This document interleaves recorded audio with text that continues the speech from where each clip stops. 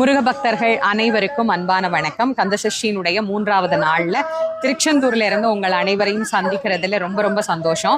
இந்த கந்தசஷ்டி விரதம் இருக்கக்கூடியவர்களுக்கும் சரி, மற்றவர்களுக்கும் சரி, நான் எப்பவுமே சொல்ற ஒன்று, முருகன் நமக்கு எப்போதுமே துணையாக இருப்பார்.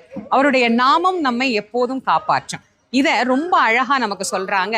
5 முகம் தோன்றில் 6 முகம் தோன்றும், வெஞ்சமரில் அஞ்சேலென வேல் தோன்றும், நெஞ்சில் ஒரு கால் நினைக்கின் 2 காலும் தோன்றும் முருகா என்று ஓதுவார் முன் அப்படிங்கிறாங்க. அப்படின்னா என்ன அர்த்தம்?